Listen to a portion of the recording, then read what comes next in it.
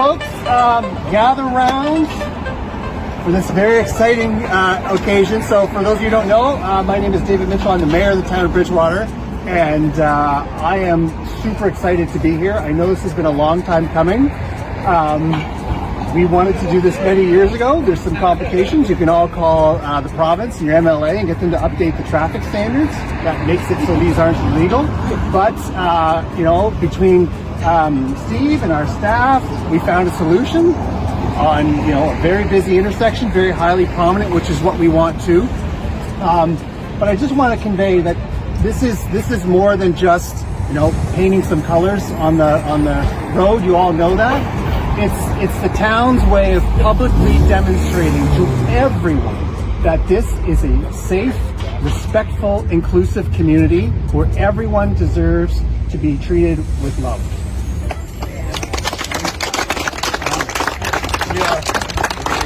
And I know for many of you it doesn't feel like that.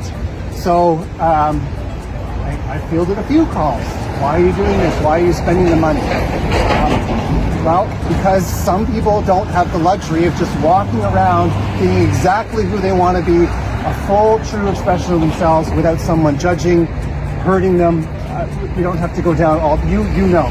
So this is just a small thing that the town can do to express that this is everyone's community, regardless of who you are, how you identify, whatever it is.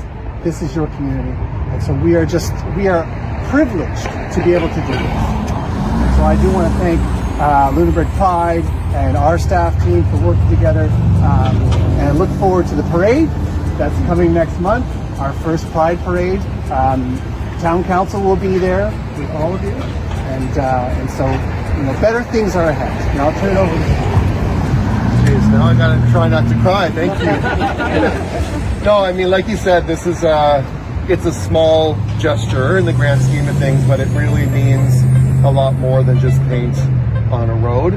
I know people here are part of the LGBTQ plus community, they're allies here, and the climate that we're currently living in, where there is a lot of vitriol and attacks on LGBTQ folks, especially trans people and drag queens, you know, especially when we have the events in Bridgewater next month, this will show to them that it's more than just paint. You know, this is a town that is welcome and inclusive to anyone, no matter the minority that comes out and tries to speak out against us, because, you know, we're not going anywhere. And it truly means a lot to me that we've worked through all the ups and downs with the rules and found a way to make it work, because it's so important that we have a crosswalk in Bridgewater, especially now that Bridgewater is growing and it's going to grow in the coming years. So I just want to thank everyone who came out, and this is wonderful that it happens to be in place before Pride Week next month. So I hope that anytime you're around here, whether it's during Pride Week or not, that you'll remember this very important day, and, you know, we will just keep staying positive despite all the reasons we have not to be. So thanks, everybody.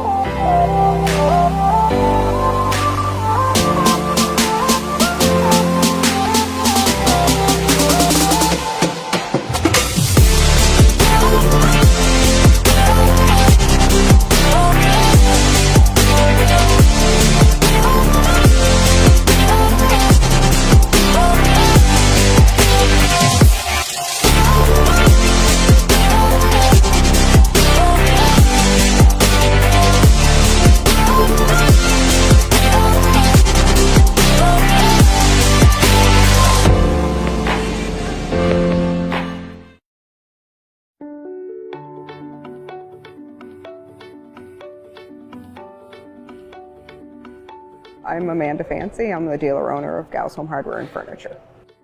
We've been at this location for about a year. We started in 1848, way back when.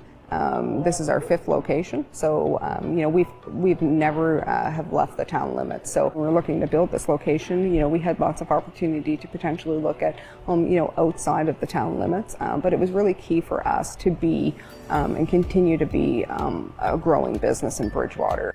Bridgewater, Nova Scotia is unique. We have a beautiful countryside. Our town is 7,500 people, but then, our customer reach is about 45,000. So, we're talking about lots of small communities, hidden treasures. There's huge opportunity here, and I think that it's certainly worthwhile to make the visit, make the call, do some inquiring, because it certainly is somewhere where I think there would be some strong investment opportunities for sure.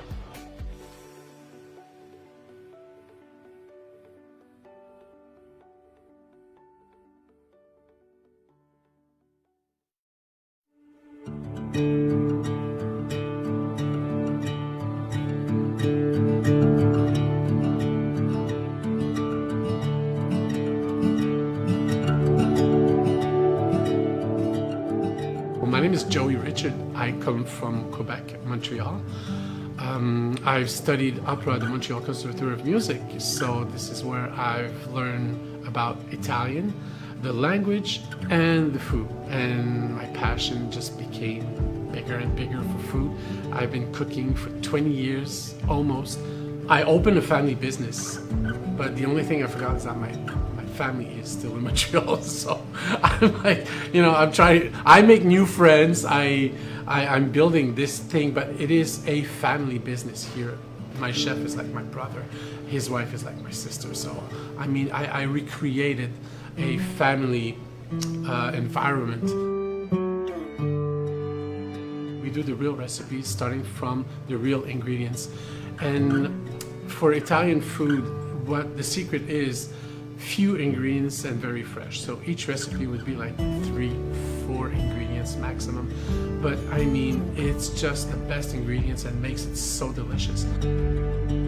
If you think that it's impossible to have your own business, I'm the living proof that it is possible. People want us to thrive. We work together. So everybody helps each other. If you want to be part of a community, it is the community to be part of.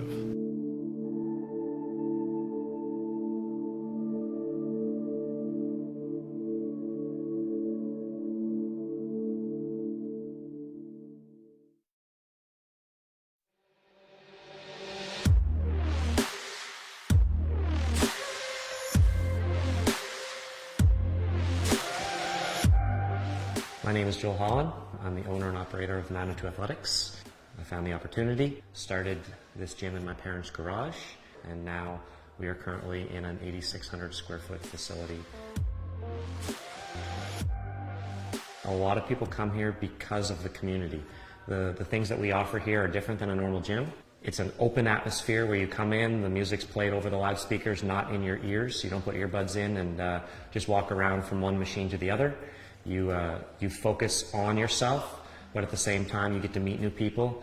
We have 3 floors, which we do CrossFit, boot camps, athletic training, and personal training. We have so many other businesses that are growing our economy and feeding into it becoming more populated, a place where people actually stay as opposed to leave. We're growing, we're getting bigger, and a lot of people are on the same push to become a better Bridgewater. I love this place. It's my home, and there is no other place that I would want my business to be.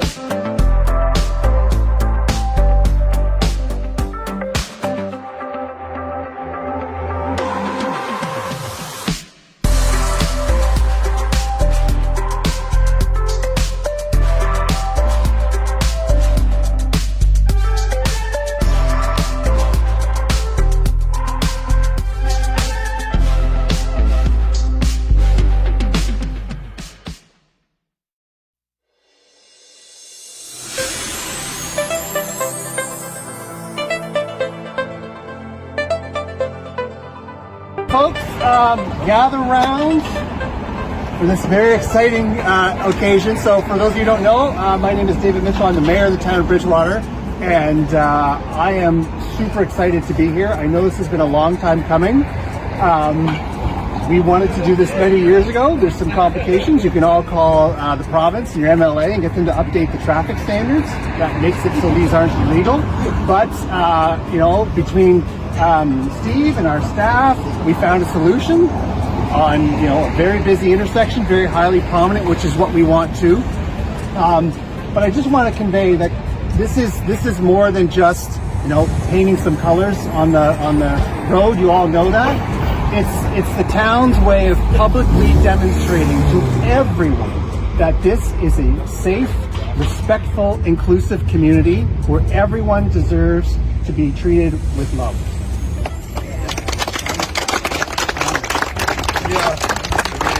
And I know for many of you it doesn't feel like that. So I fielded a few calls. Why are you doing this? Why are you spending the money? Well, because some people don't have the luxury of just walking around being exactly who they want to be, a full, true expression of themselves without someone judging, hurting them. You don't have to go down all, you know. So this is just a small thing that the town can do to express that this is everyone's community, regardless of who you are, how you identify, whatever it is. This is your community. And so we are privileged to be able to do this. So I do want to thank Lunenburg Pride and our staff team for working together, and I look forward to the parade that's coming next month, our first Pride Parade. Town Council will be there with all of you, and so better things are ahead. And I'll turn it over to you. Jeez, now I gotta try not to cry. Thank you. No, I mean, like you said, this is it's a small gesture in the grand scheme of things, but it really means a lot more than just paint on a road. I know people here are part of the LGBTQ plus community. There are allies here. And the climate that we're currently living in, where there is a lot of vitriol and attacks on LGBTQ folks, especially trans people and drag queens, especially when we have the events in Bridgewater next month, this will show to them that it's more than just paint. This is a town that is welcome and inclusive to anyone, no matter the minority that comes out and tries to speak out against us, because, we're not going anywhere. And it truly means a lot to me that we've worked through all the ups and downs with the rules and found a way to make it work, because it's so important that we have a crosswalk in Bridgewater, especially now that Bridgewater is growing and it's going to grow in the coming years. So I just want to thank everyone who came out, and this is wonderful that it happens to be in place before Pride Week next month. So I hope that anytime you're around here, whether it's during Pride Week or not, that you'll remember this very important day, and we will just keep staying positive despite all the reasons we have not to be. So thanks, everybody.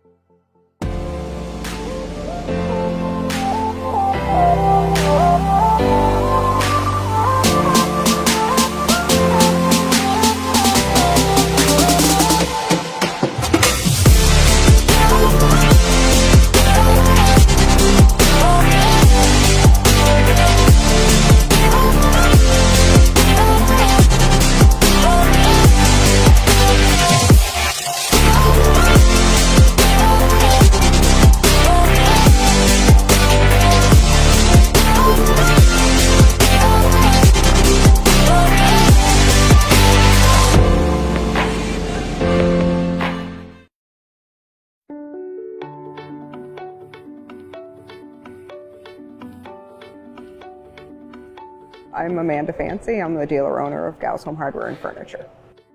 We've been at this location for about a year. We started in 1848, way back when. This is our 5th location, so you know we've never have left the town limits. So we're looking to build this location. You know, we had lots of opportunity to potentially look at you know, outside of the town limits, but it was really key for us to be and continue to be a growing business in Bridgewater. Bridgewater, Nova Scotia is unique. We have a beautiful countryside. Our town is 7,500 people, but then, you know, our customer reach is about 45,000. So, you know, we're talking about lots of small communities, you know, hidden treasures. There's huge opportunity here, and I think that it's certainly worthwhile to make the visit, make the call, do some inquiring, because it certainly is somewhere where I think there would be some you know, strong investment opportunities for sure.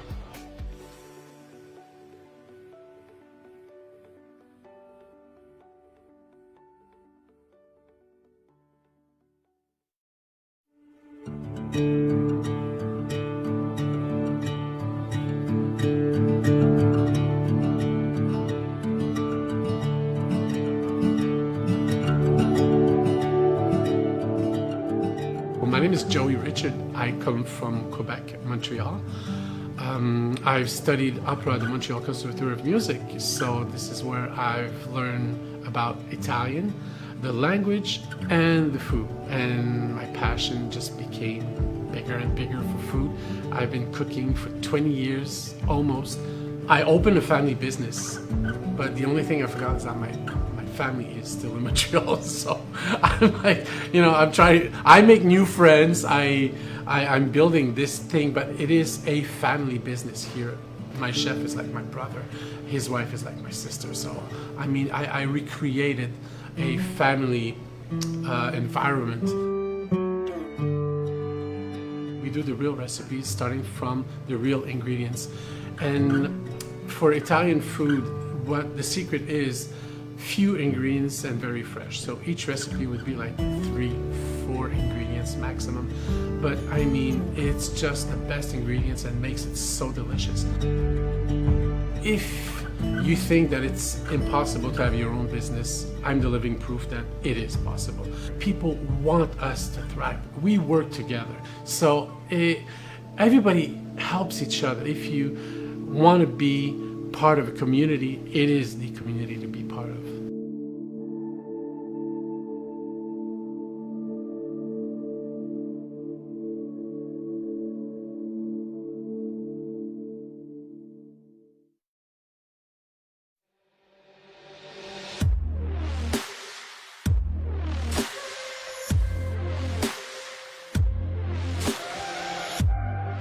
My name is Joel Holland. I'm the owner and operator of Manitou Athletics.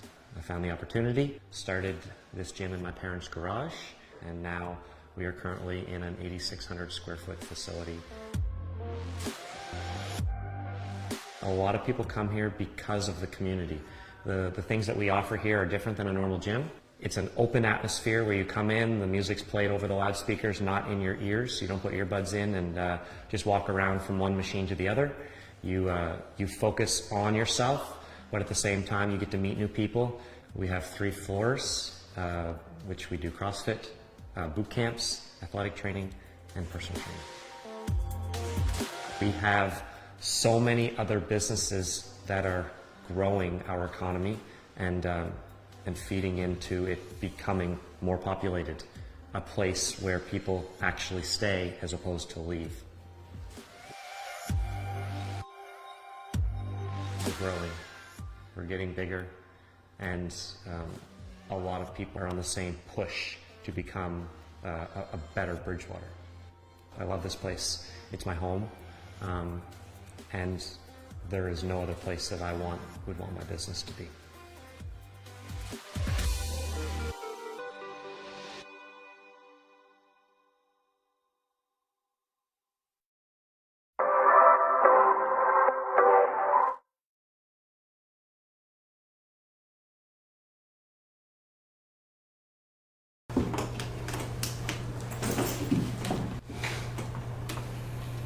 Good evening, everyone. I'll call this regularly scheduled meeting of Bridgewater Town Council to order.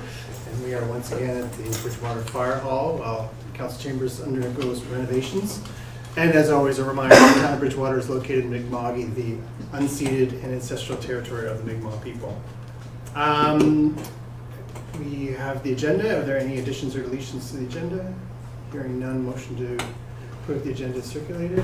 Councillor McDonald, seconded by Councillor Colwell. All those in favor? Motion is carried. Thank you. Are there any announcements from any members of council? I hope everyone's had a chance to walk up and down King Street and see all the different new restaurants and shops as things continue to fill in. I went to the grand opening of the new Asian Mart, owned by, I believe it's 12 people who work in healthcare, nurses, that all from the Philippines, and bringing things in, so it's a little bit of a taste of home. You'll recall after went to their Christmas dinner in December that there are over 100 families just from the Philippines living in Bridgewater. Well, that's, out of a population of under 9,000, that's a huge number. So it's fantastic. They're making a wonderful community, and not just working in healthcare, but also opening businesses, which is amazing. So it was a great grand opening. I tried a piece of cake that was purple, made with purple yam. I've never seen such a thing. It was delicious, but it was just cool eating it because it's like bright purple. Anyway, not meant to do an advertisement for them, but it was really quite something. If there's no other announcements, and I know our delegation was scheduled for 6:10, but they're here, so I will invite Mr. Richards to the podium to speak on his topic. And just a reminder, you have 10 minutes to address council. And that doesn't include any questions we have. Or drops out? Yeah, it drops out. And then there's also a reminder, we don't make any decisions tonight on delegations, so it'll be information staff. Yeah, I understand it's not to be a debate, it's just to be, we can debate it at another time. You got it, right? Yeah.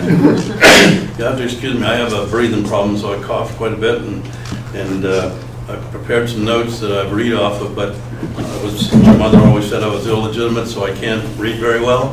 So either way, good evening, Mr. Mayor and members of council. I am grateful for the opportunity to address you. My name is Bob Richards, for those who don't know me. I currently hold the position of Senior Advisor of Jalen Enterprises Limited, which is part of the Home Center group of companies. So I've come a long ways. This is an honorary position, it's not a paid position, in case any of my ex-wives are watching. And I know they like to show all the time. I'm here to discuss a series of interconnected issues related to Jalen's proposal for development of 33 acres parcel of land off North Street called North Hills. It's a development we've had on the back burner for a number of years, and the total operation is Jay's the president of Jalen, and I'm just sort of helping out with it a bit.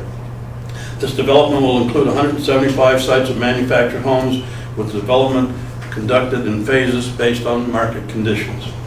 First and foremost, I would like to express my appreciation for the work of the town planner and development officer, Nick Brown. Nick's always had the interactions I've had with Nick have always been exemplary and exceeding expectations. It's always been the attitude is, what can I do to help you get what you want to do, but stay within the bylaws? I mean, until Nick come along, that wasn't a common occurrence, but that's the way I felt dealing with Nick all this time.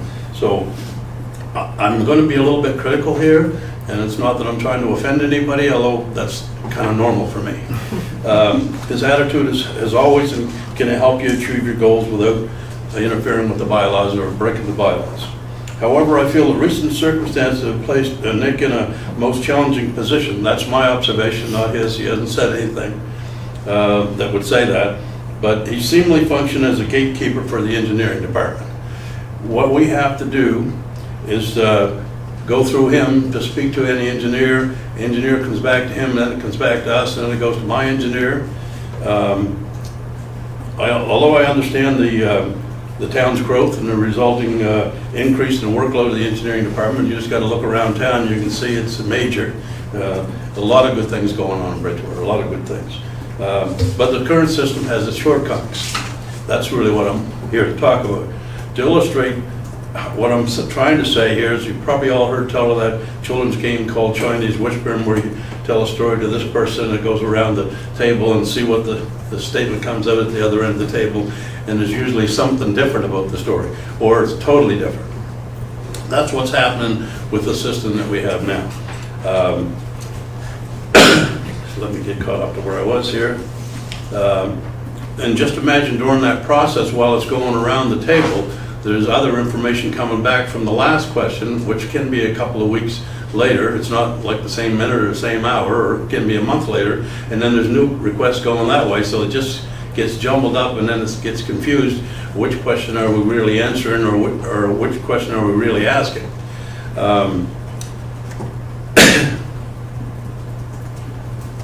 So that analogy gives you an idea of what we're experiencing as a developer trying to do this. So we're not pointing the finger at any particular individual. It's just not working, right? Nick can't speak engineer language, neither can I, but I can ask the question to an engineer, and they can usually explain in my language what I want to know. But by the time I go through that process, it gets lost. And Nick tries, does his best, and usually its answer is, well, it's really out of my control, I'll pass it on, and then he'll pass it back, whatever he gets. So I'm sure you're probably aware of this, but maybe not as strongly as I've put. So now you are. Another concern I have with the application process, applying for a development permit, involves a requirement of both a town approval and the Department of Environment's approval before a permit can be granted by either party. Now what happens is the Department of Environment won't give us approval until the town of Bridgewater gives us approval. The town of Bridgewater won't give us approval without the Environment Department giving approval. Now what Nick tells me is that usually it comes together at the end when everybody's agreed it's okay, then they just do it, it's not really a big deal. My engineer got a call from the Department of Environment the other day saying, look, it's been over 6 months since you applied, we still haven't got a permit, and he said we can't keep the file open forever. So, because I assume that the Department of Environment's got the same issue, if you're not going to build something, let's get rid of the file. But he wants to put the file away and I start all over again. So that's just another delay. We had hoped to, and it's really our fault, we should have applied sooner, right? So there's no question about that, but we kind of thought we'd be developing now. Another issue we face pertains to the proposed water main. Well, back to my other point is I would think there should be a mechanism where one could approve it subject to the approval of the other. That way, Department of Environment could approve it, and then the town says, well, no, we can't, then they don't. Or they say, we already got environment approvals, we can't, or vice versa. So it's just a suggestion that might solve the problem. Another issue we face pertains to the proposed water main for North Hills Jalen Enterprise, intended to install approximately 500 feet of 8-inch water main for the first phase of the development. Now, this is probably something I should be talking to the Public Service Commission about, but when I talked to the engineering department, they said, you got to write a letter, you got to tell us what you want to talk about, we'll arrange for you to come and meet with them. It was so much easier just to come here, and I know I got the chairman of the Public Service Commission here, who may not be representing them right now, but he's the guy who's going to hear what I would have had to say there. And council needs to be aware of this. I realize the PSC is a separate arm from the town. The town doesn't control it, but the town has representation on it, and here we have the best representation we can get as far as the commission's concerned. So, or at least in my opinion. North Hills is to be a private development. It aims to provide high-quality, affordable housing to residents, making Bridgewater's most affordable, non-subsidized housing option available. Jalen offered the initial 500 feet of the water main to the Public Service Commission at no cost, with the understanding that it would eventually connect to the existing water main across the upper side of North Street, forming a loop system for the PSC at no charge. I would assume most of you know there's a water line that goes across the top of the hill on North Street, past North Street, and so our line would go up so it could connect onto that, so it would be a loop system. So we wanted to put the water main in large enough that we could give it to the town, and that way they could run water the other way, same as they loop it in lots of other areas. Having thinking that's a good idea, the engineering department comes back and tells me that this offer was rejected by the engineering department, citing concerns about sewer laterals running beneath or near the water main. This seems unusual considering similar arrangements exist in other parts of town where the PSC owns the water system, water and sewer pipes run back and forth across over and under each other all over town. In Jay Lynn's case, the engineering design for that water and sewer system is exactly the same whether the town owned it, the water line, or whether we owned it.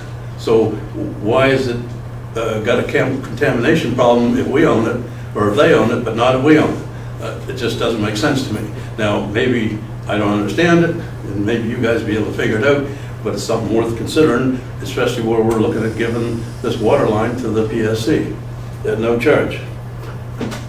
Another thing I'd like to address also involves the PSC, and it's an item that was approved by the URB regarding the disallowance of land lease communities to require water meters in each resident's home. We discovered this when we went to apply for our first application. We said we're going to put water meters in, and so you can't do that. Well, I haven't been in town for a number of years.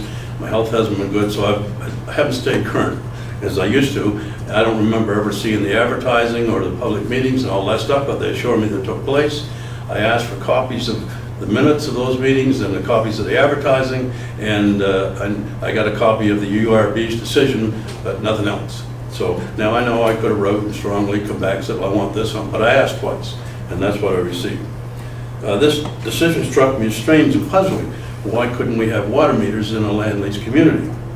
The engineer informed me that the PSC had conducted public meetings to advertise their plan, which was eventually I missed, resulting in a lack of input from Jay Lynn Enterprises, even though Jay Lynn Enterprises still owns LaHave Heights too, or did. I own it now, but it did at that time. There are only 2 remaining undeveloped properties zoned for land lease communities in Bridgewater, and neither one of these owners were consulted on the subject, at least as near as I can tell. I know we weren't. And we'd be the only ones it really affects, because we're the only ones that could develop a land lease community and put water meters in, even though the rule would apply if you rezone something else. Well, consultation may not be mandatory. Involving the only 2 property owners affected by this change would seem reasonable. I can see you can't go out to 100 people and say, look, we got to talk to each one of you.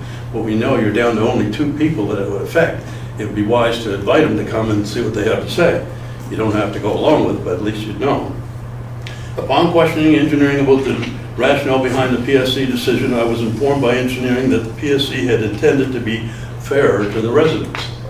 Geez, I can't go along with that. While fairness is a commendable goal, I believe we should explore how fair this policy truly is for the future residents of North Hills.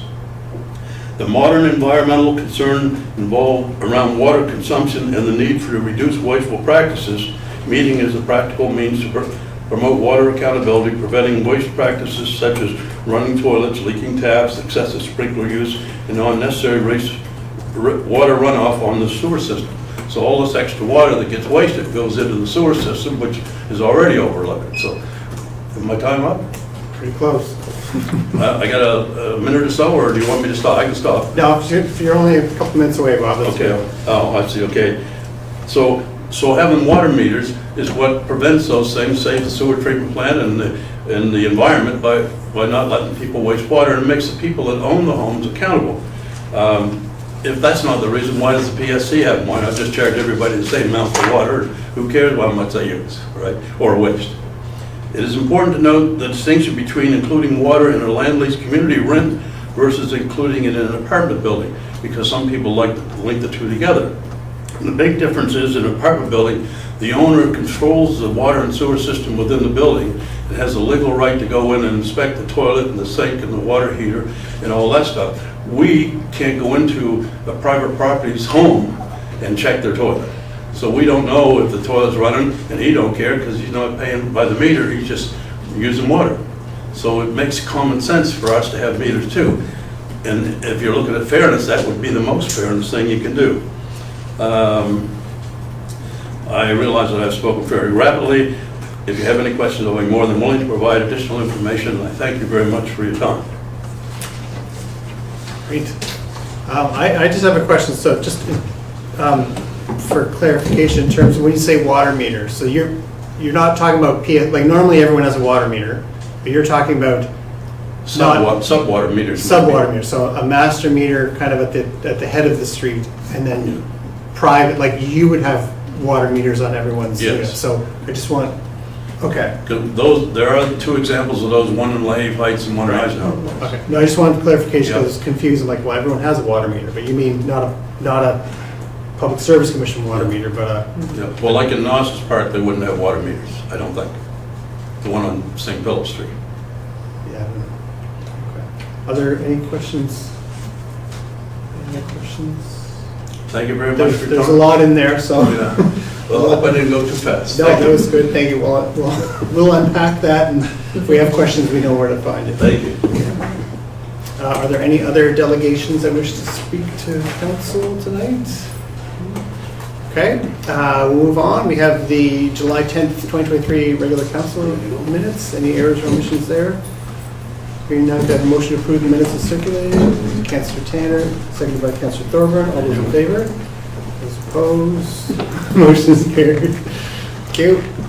We're going to move down to reports and recommendations. 9.1, Lot 102, Glen Allen, rescind motion for agreement of purchase and sale.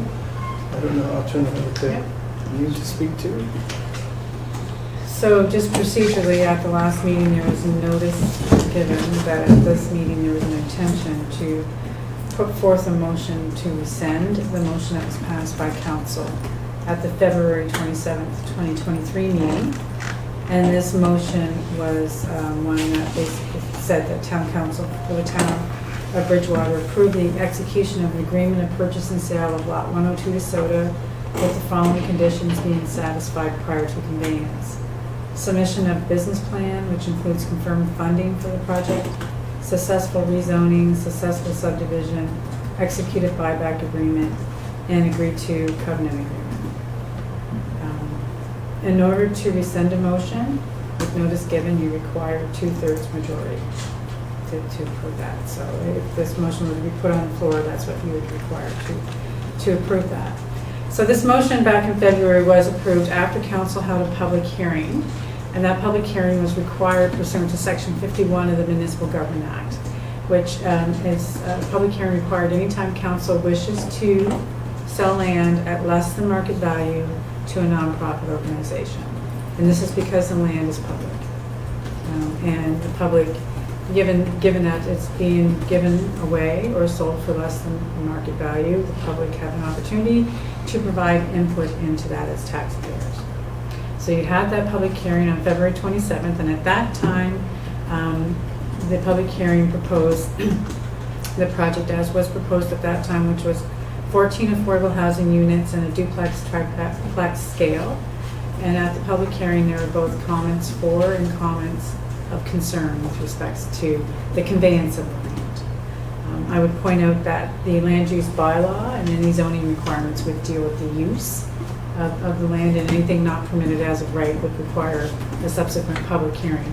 So this public hearing on February 27th was about the sale or the conveyance of the land at less than market value for an intended purpose. And that's how the hearing proceeded, and then after that meeting, council passed that motion. At the time, council was advised that there was a March 13th deadline to make application by the nonprofit organization to CMHC for funding for the project. And one of the conditions was to be able to provide proof of ownership. And certainly that is a requirement for most funders who are given significant amounts of money or loans, that they want to ensure that the organization has the right to the land for which the project is being proposed. So not unreasonable to expect that requirement. But because of that deadline, council drafted an agreement, asked that an agreement of purchase and sale be drafted with a whole bunch of conditions contained within that. And some of them, if you didn't have a deadline, you may have had them satisfied prior to drafting the agreement of purchase and sale. After that, the March 13th came and went, and council was advised that that deadline was no longer the deadline that needed to be met. My understanding is there still is an intent to apply under CMHC with this organization, and proof of ownership or the ability to control the land will be required by that nonprofit SODA in order to proceed with any funding application. Since that date, the project has changed in terms of phasing and scale. And at the discussion session last week, you did receive the most up-to-date proposal with respects to the development. So it's a little bit of a larger multi-unit type development. I believe it is 28 units. 14 will be affordable and 14 will be at market rate. So a little bit of a different proposal than what was brought to the public back in February, where it was all affordable. So the business plan that, or the pro forma that council received last week kind of showed that you needed that market component, market rate component, in order to make it function profitably. But given the change in the scale, it certainly is something that would warrant going back out to the public to advise the public of the intent, if council's intent is to continue, that you would go back out to the public and advise them that it would be conveyed at less than market value, and it would be for 28 units, 50% affordable, 50% market. So it's a different proposal. Given that, and the fact that council has also received inquiries expressing interest in that land as well for affordable housing, and I believe council's intent is to see affordable housing occur on that property on lot 102. So given that and some more recent inquiries, that notice was made last week. One, the scopes changed. The March 13th deadline was really the impetus for passing that motion so quickly. There's no timeline indicated, although I suspect it will be imminent that they would be making an application. And also council's desire to be able to pursue affordable housing on that lot, regardless of the owner.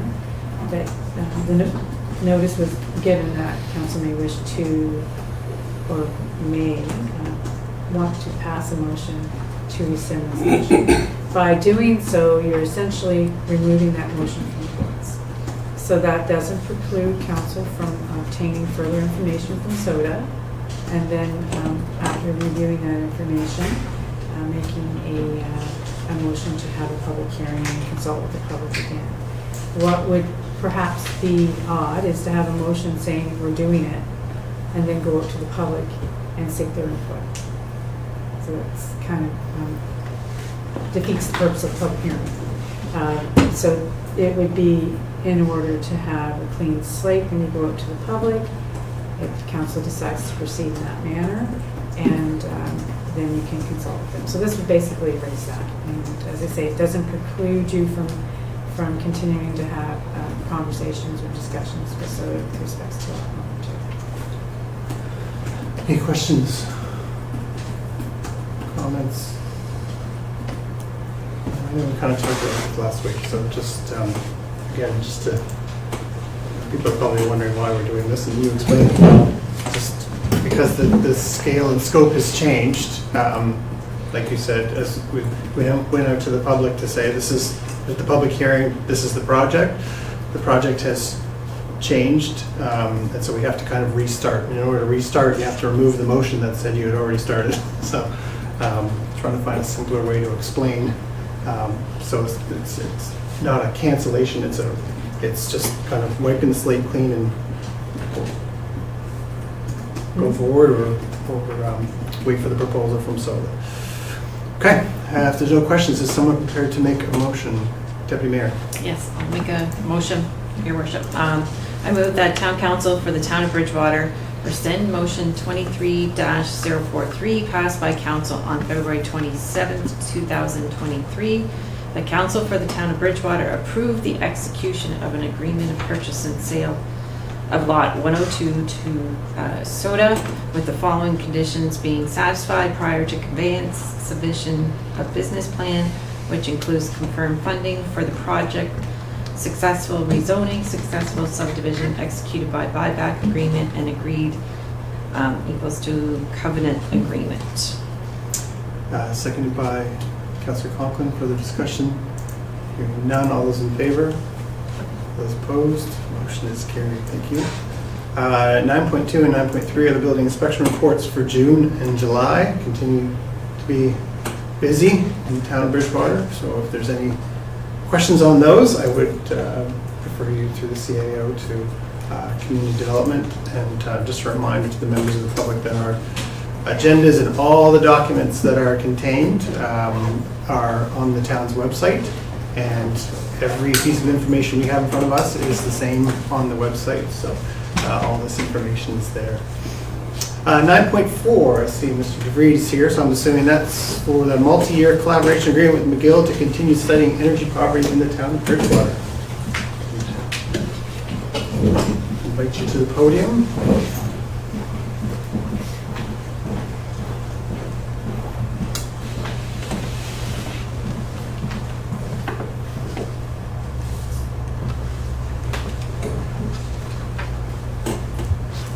Evening, Mr. Mayor, members of council. Tonight, the Energize Bridgewater program brings you a proposed collaboration agreement between the town and McGill University to continue what has been a successful research relationship that started in 2022 and involves the study of energy needs within the town. Dr. Milen Riva, who provided council with a excellent presentation on her research findings on November the 14th, has acquired all the funding that she needs to continue studying energy needs in Bridgewater for the next 2+ years. With that news, the Energize Bridgewater team worked together with Dr. Riva to set up a collaboration agreement. Because the town wouldn't be paying for any of the research in the previous round, the town provided a minority of funding toward the work. There were a set of deliverables that were attached to it and so on. So the current proposal is to set things up much more as a partnership or a collaboration. The clauses in the agreement are much more mutual. You know, we'll collaborate, we'll work together, we'll share information and so on. The purpose of the work would be to dig even further into the groundbreaking work that happened in the first round of research, which is to understand the extent and impact of energy poverty and unmet energy need for Bridgewater residents by actually studying the role of the Energize Bridgewater program and the impact of making energy retrofits to people's homes, the impact of the coordinated access system that the South Shore Open Doors Association is offering in the community, the role of clean energy financing and so on. So to really look at it from an intervention perspective and to say, is this actually alleviating energy poverty in the community? And then finally, to also understand what the potential might be for Energize Bridgewater to be implemented in other communities. So adhering to some of our goals under the Smart Cities Challenge, funding an agreement to look at program replicability, scalability, transferability, and so on. The name of the study would be Bridges, or Bridgewater Energy Security, continues to be the most in-depth study of its kind in Canada, and staff recommends that council consider entering into this relationship for the mutual benefit to the town, the residents, and the research institution. The last comment that I will make is that the staff report indicates that a legal consultation is underway, so that's been completed. There were no substantive legal risks identified in the collaboration agreement, and I would be happy to answer any questions you have. Any questions from members of council? I find this partnership quite exciting. So, yeah, it's good information that we're going to gather. That's great. Hearing none, is someone prepared to make a motion? Councillor Caldwell, thank you. I move the town council for the town of Bridgewater approve the proposed research agreement between the town of Bridgewater and McGill University, and direct staff to finalize and execute the agreement in substantive accordance with the draft attached to the report recorded as document 23-106. Thank you. Do I have a seconder? Councillor Tanner, further discussion? None, all those in favor? Those opposed? Motion is carried. Thank you. Thank you. Down to 9.5, reappointment of non-elected member to audit committee. So just for the public's benefit, our audit committee consists of council in its entirety, as well as we have a member of the public with a financial background that sits on there, and staff, and of course we have an auditor. So anyway, this is to reappoint Corey Rogers as an non-elected public member.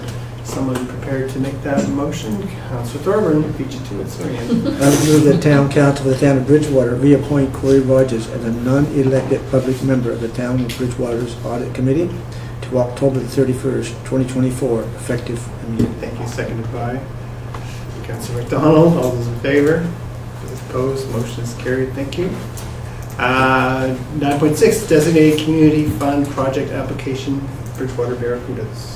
So this is in accordance with council's policy respecting designated community fund project, or project fund, sorry.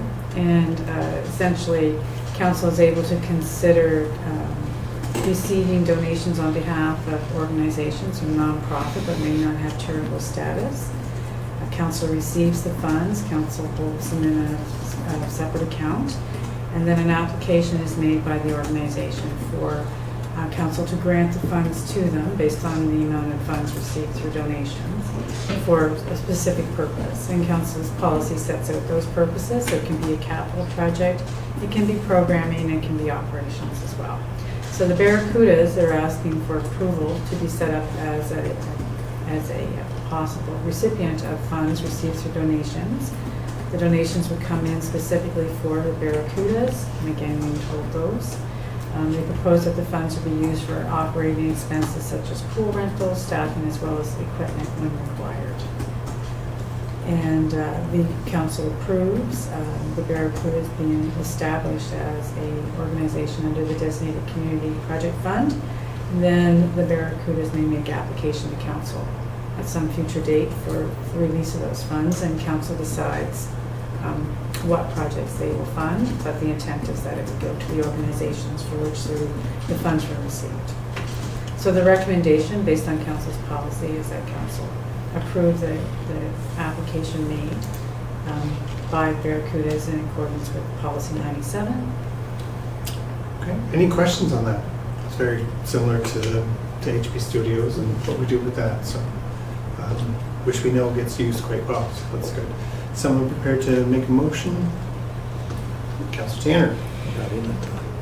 I move that town council for the town of Bridgewater, 1, in accordance with policy 97, designated community project fund policy, accept the designated community fund project fund application submitted by the Bridgewater Barracudas Swim as per document 23-109, and 2, council approve the establishment of a restricted operating reserve DCPF-Barracudas under policy number 21 and number 107. Thank you. Seconded by Deputy Mayor Bergier. Further discussion? Hearing none. All those in favor? Those opposed? Motion is carried. Thank you. 9.7 CAO Procurement Board Quarterly Report. So this has been prepared by the Director of Finance, and it's in accordance with council's recent amendments to the purchasing policy, policy number 79, in which the CAO, myself, has been authorized by council to award procurement up to a value of $250,000. And this would be procurement that would be done competitively, so request for proposals, tenders, those types of things. In addition, the procurement policy has a list of goods and services that we normally procure on an annual basis that exceed $250,000, and the policy enables the CAO to award those as well. So the Director of Finance is required to report to council on a quarterly basis at a minimum, containing the list of those awards that were approved by myself. So they're there for you to review.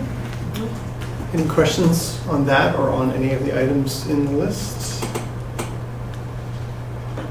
Some of these, like, it speeds up the time in which we get these done, right? So I know one of the lights right at the bottom, their street line marking, right? So we can get out quicker to market, then it gets the job done quicker, and as we noticed, some of them got done quicker. So if it speeds things up with the same checks and balances, then works for me. Someone prepared to make a motion? To accept it. Oh, just motion to accept it? Yeah. Councillor Cochran? You move to accept the... Yeah, I move the town council for the town of Bridgewater accept the Q1 report of CAO procurement award approvals for the period of April 1, 2023 to June 30, 2023. Thank you. Seconded by this entire side. All at the same time, Councilor Thorburn. All right, thank you. All those in favor? Those opposed? Motion's carried. Thank you. The next item is we have the Lunenburg County Senior Safety Program monthly report. And I know I'm a broken record when I just say this is a very valuable program, and I don't know how they do it. If people have a desire to help, they can certainly reach out to that organization. And again, all the information is in our package that you can find online. I'm sure they could use some assistance. Down to 9.9, strategic priorities update for Q1. Okay, so this provides council with an update up from April 1st to June 30th, 2023, so the first quarter, and also attached are the departmental activity reports as well. I will highlight the strategic priorities, but also some of the more departmental projects and some of the day-to-day activities of each department, so council can be aware of what's been going on within each department over the last quarter. So I'll just highlight for you the strategic priorities and some of the things that have been completed during that quarter. So with Exit 12A, we have the property appraisal RFP out right now. That will close, I believe, this week or next week. And then we'll be coming to council for award of that. We've taken over the St. Philip's Connector Road in Title. It's still being constructed. And that has been all part of that period.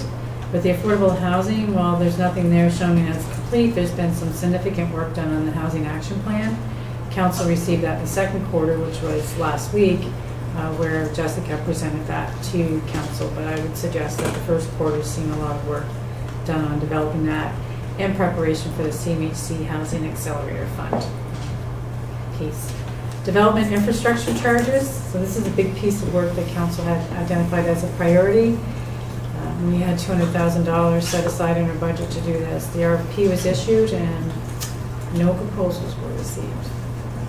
So staff are in the process of discussing with those who've taken out the packages why they didn't submit. Was there something about the scope of work? Is it just so much work that they didn't know who needs it? Or what is it about the proposal that led to no submissions? And we'll be reassessing after we have those conversations to figure out what the next move is with respect to that, because that's a very critical component of our work with our wastewater. The Energized Bridgewater, I guess the big thing there is the PACE for multi-unit retrofits and upgrades was launched during the first quarter, so that's a big step. We've gone from looking just at single-family home to multi-unit, so very excited about that. Asset Management Council approved policy and strategy. That was drafted in the last quarter. Investment attraction strategy, so our economic development officer, before he departed for the town of Stewiacke, he completed a draft of that investment attraction strategy. We're presently recruiting for that position, and the plan is to have that position, bring that to council. So review it, make sure they're comfortable with it, and bring it to council. Flood risk mitigation strategy, again, another piece of work that council has received some funding for and has funds within this year's budget as well to see completed. The RFP went out and we received no submissions. So again, having conversations with the companies that took out the proposal to see why and what we could do differently with that scope to maybe get some submissions. Under the open space plan, council had directed that we look at some subdivision bylaw amendments that deal with how we receive open space, whether it's cash or land and what condition the land needs to be in. And staff brought forward a report to council during the last period with respect to starting that process and what that could look like. And HR recruitment and retention strategy has been, we just got our director of human resources with the Municipal Joint Services Board, and that's been transitioned over there to have her, Lynn Wagner, take a look at that for the town and come up with some suggestions there for what we can do as an organization to improve that. If you look at the strategic priorities chart, which I believe might be the third and fourth page in, it has kind of it's a one pager that shows all the priorities. You'll see that there's been some changes there. So over the last quarter, there have been some initiatives that council has discussed that really warrant determining whether or not we want to make it a priority. And if we want to make it a priority, that means that it takes precedent over some other things. So you can see in this chart, we changed the term affordable to a housing action plan. That's just a kind of a housekeeping thing. Development charges and infrastructure charges, we've taken it as far as we can right now. So we put a line through that. It will come up again once we figure out what's going on with our consultants. Marketing levy is still on there. Council, during the last budget deliberations, discussed the museum and wanting to discuss museum funding and the strategy with respects to that. So given that it's August, I've taken that and put it as a suggestion to council that you may want to make that a now priority, meaning we want to have those conversations in September and October in advance of the budget, so that there's enough time to do that and come up with strategies if we feel there are any, instead of having it right in the midst of budget deliberations. Regional building inspection services is another one that we probably in the next month or two we'll bring that to a conclusion, so that's moved up to the now. And water, council at a discussion session considered a report from staff with respects to our wastewater capacity challenges and some of the options to address that, including infrastructure improvements that could be done, but also some planning policy changes that need to happen to align our planning regulations with our sewer capacity. So that is being suggested that we would move that up as a priority, as a now priority. And you can see that in the next, that's mainly just taking out things as we move them around, the rest of it there. So the red are really the new things that are being added into the priority chart, assuming that council agrees with that. That's it. Okay. Any questions or comments on that? Tammy, just on the marketing levy, what's the detail there? So that one right now, where that's at is the legislation's been passed. The District of Lunenburg is doing a draft of the bylaw that can then be used as a template for the other units to consider. So, what's the date they're going to send that to us? I'm assuming it's any day. Okay. Has it been outstanding for a while, or just out of curiosity? Maybe like when was legislation passed? This is the spring sitting. Yeah, so a couple months. Okay. Other questions? Thank you for that. 9.10, this is notice to amend some policies. Yes. If you want to just, I guess it's notice to amend, I will just list of what they are. So this is notice. I'm just a reminder to the public that giving notice means that this will be returning, this topic will be returning at a future council meeting where we will be debated. So it's just kind of a formal heads up.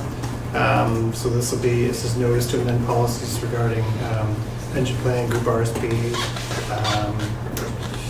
retirement policy, use of town-owned vehicles, and repeal of a couple of other policies and procedures. So that we'll go into those in more detail at the meeting that we discuss and debate them, but we are giving notice. So unless anyone has any questions, could someone make the first of what is 3 motions?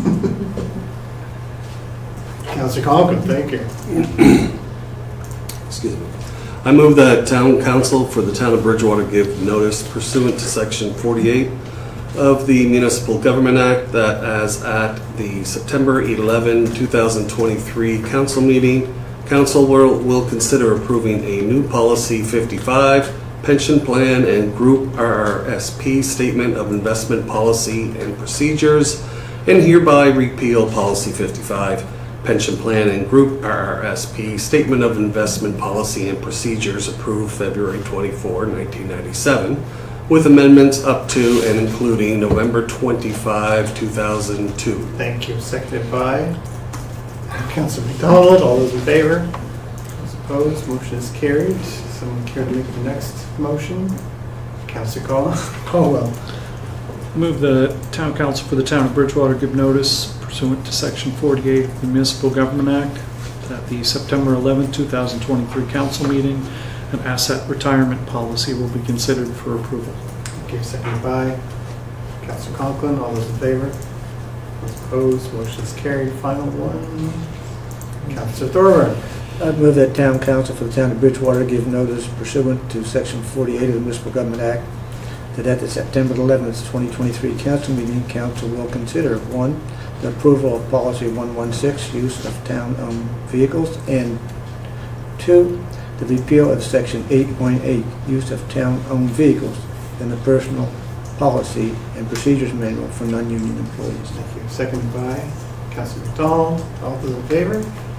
Opposed? Motion is carried. Thank you. Our final item is tax exemption, Chapter 184 for the John Howard Society of Nova Scotia. So council has received a request under your tax exemption for non-profit organizations bylaw, Chapter 184, for an exemption, full exemption from property taxes for 629 King Street. Council's bylaw notes the criteria that's required to be satisfied for either full exemption or partial exemption, and sets out other criteria that may be considered as well in when you do your evaluation of whether or not to include the property on the schedule of the bylaw to be tax exempt. So 629 is presently listed in the bylaw as a property exempt from taxes. It was recently sold, and there's a new owner, and that's the John Howard Society of Nova Scotia. So they took ownership in July. And the intended use is a drop-in center and transitional and supportive housing. So there's 2 affordable 3-bedroom apartments and 5 rooms that are located within there, and then there'll be the drop-in center on the main floor. They indicated that the drop-in center and the other units would be fully occupied or present in the building by October 1st, 2023. So in terms of what the tax exemption means in terms of a dollar value, the 2023 assessment roll notes that the total value would be $12,590. That's what the tax revenue would be on that property. The previous owners received the exemption for the interim tax notice, so that was $6,250.46, and then the final billing which goes out would be under the new owner, and if the tax exemption was granted, that would have a value of $6,250.44. So the question becomes is, do you give full or partial exemption? So full exemption under your bylaw is identified for those occupants who would deliver a service otherwise offered by a municipality, or a service not likely to be offered by the town, but is supported by the town as a priority community need. Partial exemption would be where you just convert from a commercial rate to a residential. For occupants delivering a social, recreational, or heritage service not likely to be offered directly by the town, but is supported by the town. So the intended use is to provide housing, transitional and supportive housing, and that has been identified by council as a priority to have affordable housing options. It will provide a service to the public. It's not restrictive or discriminatory. And other criteria that we look at is how much of the revenue is from non-governmental sources. So is it fully relying on government, or is there other sources? But your bylaw kind of has a target of 10%, but it's not a shall. It's something you consider. And this organization, based on the financial statements that they provided, it's roughly 7% of the operating revenue that comes from non-governmental resources. The bylaw does require that the use exists, and you can remember that we ran into this situation before where if it's an empty building, even though there may be a use intended for the building. It's not being used for that purpose at the time, and therefore wouldn't qualify for tax exemption. So right now, the applicant has indicated that one unit is presently being occupied for housing, but everything else will be in place by October 1st, 2023. So if council wishes to grant this tax exemption, you may wish to be consistent with previous decisions and have the tax exemption conditional upon occupancy by October 1st of 2023, which is what they indicated they intend to do. Questions from council on that? Councilor Chan. What's the method, I guess, for ensuring it is fully occupied? We have to make contact with the owner Okay. to come have them confirm that. Okay. In fact, the units are rented. Okay. The drop-in center may be more visual. Yeah, okay. Councilor McDonald. I believe it says that every 3 years that's reviewed again. That's So correct. with the financial statements and everything would be reviewed at that Yeah. time, which would indicate whether or not it's been occupied or not. Yeah, they get on the schedule for 3 years and then they have to reapply. Right. And we would look at them. But if it became evident to us, I think we certainly would have an obligation if we became aware that the building were vacated or the use changed, that we'd have to reassess whether or not that property should remain on Schedule A bylaw. Other questions? Someone prepared to make a motion?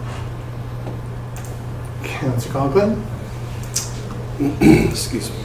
I move that town council for the town of Bridgewater grant full tax exemption provided for in section 3 of chapter 184 to the property 629 King Street, provided the building is occupied as a drop-in center and transition housing by October 1, 2023.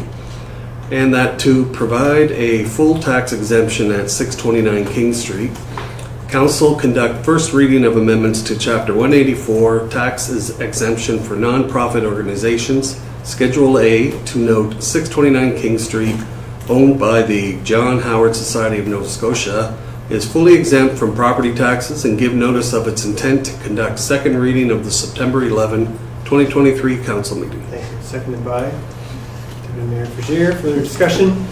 Hearing none. All those in favor? Those opposed? Motion is carried. Thank you. That brings us to the end of our regularly scheduled council meeting.